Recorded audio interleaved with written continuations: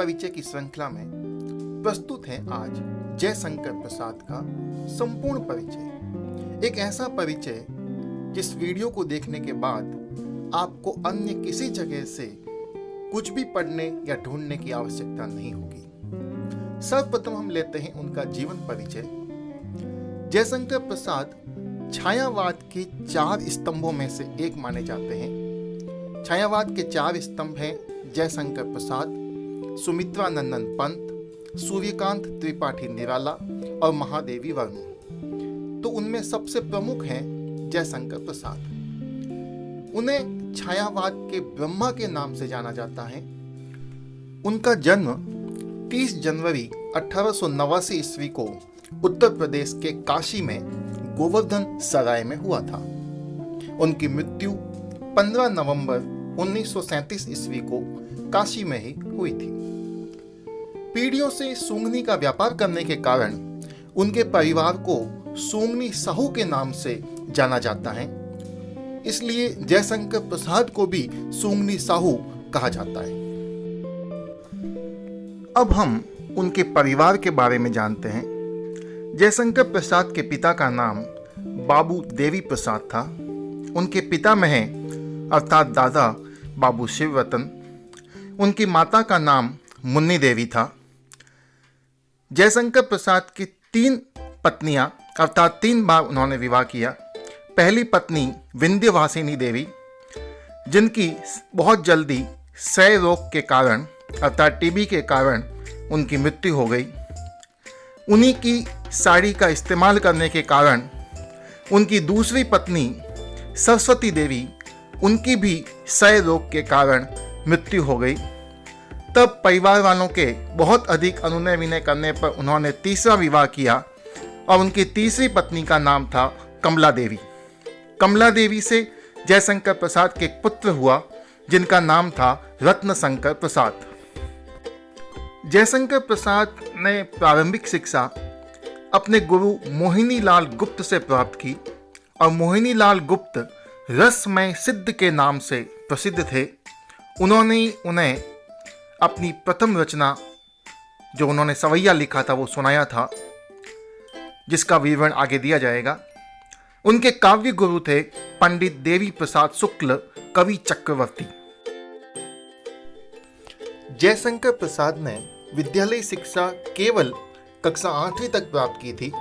उसके बाद उन्होंने स्वाध्याय द्वारा ही संस्कृत, पाली, उर्दू और अंग्रेजी भाषाओं और उनके साहित्य का गहन अध्ययन किया। जयशंकर प्रसाद इतिहास, दर्शन, धर्मशास्त्र और पुरातत्व के प्रकांड विद्वान थे। वे मूलतः कवि थे, किंतु नाटक, कहानी, उपन्यास, निबंध आदि में भी उच्च कोटि की रचनाओं का सृजन किया। उनकी रचनाओं में भारतीय संस्कृति के गौरव, जीवन मूल्यों और राष्ट्रीय जागरण का स्वर प्रमुख हैं। जयशंकर प्रसाद की रचनाओं में भारतीय संस्कृति के गौरव, जीवन मूल्यों व राष्ट्रीय जागरण का स्वर प्रमुख है। प्रसाद जी ने 9 वर्ष की उम्र में ब्रज भाषा में एक सवैया लिखा था, जो उनकी सबसे पहली लिखी हुई रचना थी। और उसके बाद उन्होंने ब्रज भाषा में ही कविताएं लिखना प्रारंभ किया और अपना नाम उस समय उन्होंने रखा कलाधर। यानी जयशंकर प्रसाद प्रारंभिक रचनाएं ब्रज भाषा में कलाधर नाम से लिखा करते थे। बाद में उन्होंने खड़ी बोली हिंदी में कविताएं लिखना प्रारंभ की। इस प्रकार उनकी रचनाएं 2 भाषाओं में हैं, ब्रज भाषा और खड़ी बोली हिंदी। अब हम देखते हैं जयशंकर प्रसाद के काव्य संग्रह और उनकी कविताओं के बारे में जो उनके द्वारा लिखी गई है। सर्वप्रथम चित्राधार। इस काव्य संग्रह में जयशंकर प्रसाद की 20 वर्ष की उम्र तक लिखी हुई रचनाएं हैं।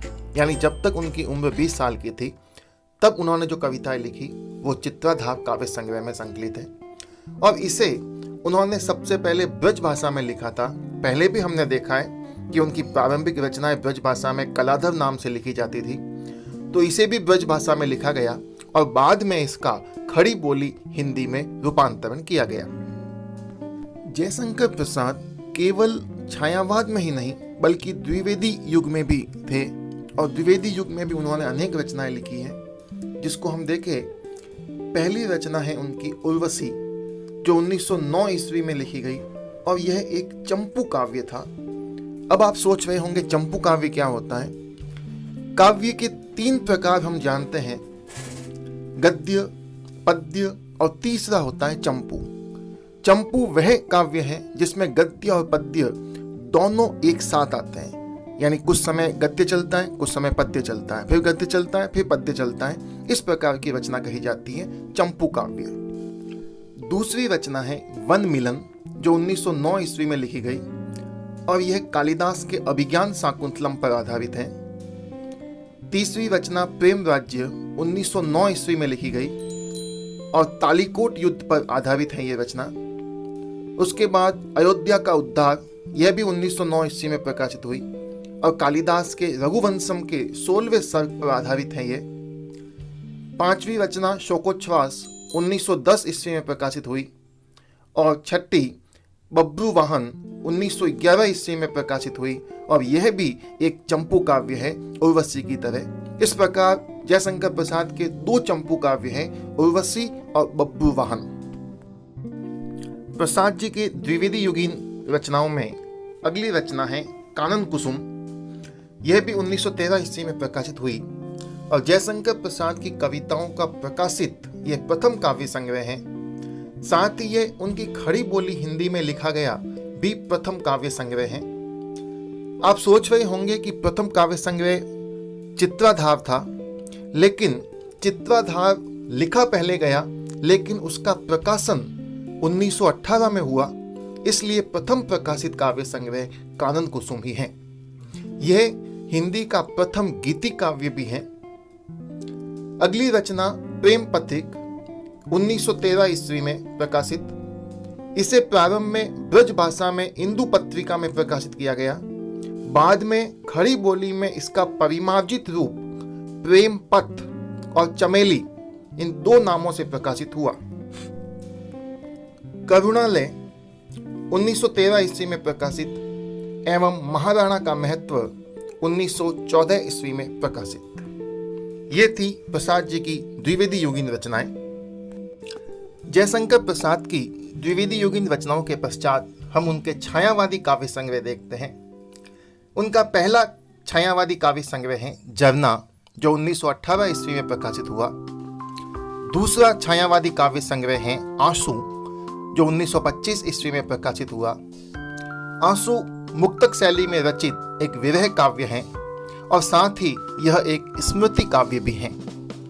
इस काव्य का प्रारंभ इन पंक्तियों से हुआ, इस करुणा कलित हृदय में अब विकल रागिनी बजती, क्यों हाहाकार स्वरों में वेदना असीम गरजती। और इस काव्य संग्रह आंसू का अंत इन पंक्तियों से हुआ, सबका निचोड़ लेकर तुम सुख से सूखे जीवन में, बरसो प्रभात हिम कण सा आंसू इस विश्व सदन में। उनका तीसरा छायावादी काव्य है लहर, जो 1933 ईस्वी में प्रकाशित हुआ और लहर एक गीति काव्य है। प्रसाद जी का अगला एवं सबसे महत्वपूर्ण काव्य संग्रह है कामायनी। यह 1936 ईस्वी में प्रकाशित हुआ। कामायनी एक महाकाव्य है जिस पर जयशंकर प्रसाद जी को मंगला प्रसाद पारितोषिक प्राप्त हो चुका है, जो साहित्य रचना का बहुत बड़ा पुरस्कार है। कामायनी जयशंकर प्रसाद जी की अंतिम रचना है, जिसकी रचना शतपथ ब्राह्मण नामक ग्रंथ की प्रेरणा से की गई। कामायनी का उद्देश्य आनंदवाद की स्थापना करना है। इसमें कुल 15 सर्ग है। सर्ग का अर्थ होता है भाग, और इसमें भाग को सर्ग कहा गया है, तो इसलिए कामायनी में कुल 15 सर्ग है। कामायनी के 3 प्रमुख पात्र हैं, मनु, श्रद्धा और ईड़ा। इसमें मनु मानव मन का प्रतीक है, श्रद्धा मानव हृदय का प्रतीक है और ईड़ा मानव बुद्धि का प्रतीक है। डॉक्टर नगेंद्र ने कामायनी को मानव चेतना के विकास का महाकाव्य कहा है और नंद दुलारे वाजपेयी ने कामायनी को मानवता का रसात्मक इतिहास और नए युग का काव्य कहकर संबोधित किया है। छायावादी संग्रह के बाद जयशंकर प्रसाद की कुछ अन्य कविताएं भी प्रसिद्ध हैं, जिनके नाम हैं ब्रह्मर्षि, पंचायत, सरोज, प्रकृति सौंदर्य और भक्ति। कविताओं के पश्चात हम चर्चा करते हैं जयशंकर प्रसाद के नाटकों की। सर्वप्रथम हम उनके नाटकों की विशेषताएं देखें। जयशंकर प्रसाद के नाटकों में ऐतिहासिकता, भारत के अतीत गौरव और राष्ट्रीयता की भावना सर्वप्रमुख रूप में दृष्टिगत होती है। संस्कृत शब्दों की प्रधानता, लंबे लंबे संवाद, पात्रों की अधिकता आदि कारणों से इनके नाटक रंगमंच पर नाटकीयता की दृष्टि से उपयुक्त नहीं माने जाते। प्रसाद जी के नाटक न तो सुखांत होते हैं और न दुखांत, अपितु वे प्रसादांत होते हैं। अब हम देखते हैं जयशंकर प्रसाद के प्रमुख नाटक। विशाख 1921 ईस्वी में प्रकाशित हुआ, अजातशत्रु 1922 ईस्वी, कामना 1924 ईस्वी, जनमेजय का नाग यज्ञ 1926 ईस्वी, स्कंदगुप्त 1928 ईस्वी, एक घूंट 1930 ईस्वी, यह एक एकांकी है, चंद्रगुप्त 1931 ईस्वी, ध्रुव स्वामिनी 1933 ईस्वी में प्रकाशित हुआ और यह नारी समस्या पर आधारित नाटक हैं।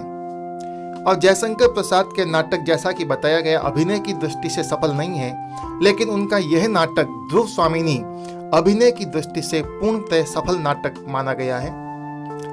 और उनका एक और प्रसिद्ध नाटक है अग्निमित्र। ये इसलिए चर्चा में है क्योंकि इसे वो पूर्ण नहीं कर पाए, ये अभी तक एक अपूर्ण नाटक है। नाटकों की ही इसी कड़ी में उनके कुछ गीति काव्य भी हैं, जिन्हें भी नाटक की श्रेणी में रखा गया है। राज्यश्री 1915 ईस्वी में प्रकाशित, सज्जन, कल्याणी, परिणय और प्रायश्चित। नाटकों के पश्चात हम चर्चा करते हैं जयशंकर प्रसाद के उपन्यास की। उनके द्वारा मात्र 3 उपन्यास लिखे गए। पहला कंकाल, जो 1929 ईस्वी में प्रकाशित हुआ। इस उपन्यास में धर्म के नाम पर अनाचार का वर्णन किया गया है, चाहे वो हिंदू धर्म हो, मुस्लिम धर्म हो, ईसाई धर्म हो, सभी धर्मों के अनाचार का वर्णन है। दूसरा उपन्यास प्रसाद जी का तितली, जो 1934 ईस्वी में प्रकाशित हुआ और इस उपन्यास में ग्रामीण जीवन में सुधार का वर्णन है। और उनका तीसरा उपन्यास है इरावती, जो अभी तक अपूर्ण उपन्यास है, जो अधूरा है, वह है इरावती। अब हम बात करते हैं जयशंकर प्रसाद के कहानी और उनके कहानी संग्रह के बारे में। जयशंकर प्रसाद की पहली कहानी ग्राम 1911 ईस्वी में इंदु पत्रिका में प्रकाशित हुई थी। जयशंकर प्रसाद प्रेमचंद युगीन कथाकारों की श्रेणी में गिने जाते हैं। उन्होंने कुल 69 कहानियां लिखी, जो उनके निम्न 5 कहानी संग्रहों में संकलित हैं।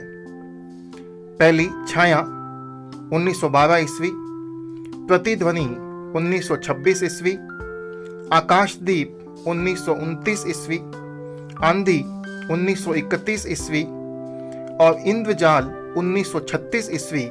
इस प्रकार इनके कुल 5 कहानी संग्रह प्रकाशित हुए हैं। इनके अलावा जयशंकर प्रसाद की कुछ कहानियां प्रसिद्ध रही हैं।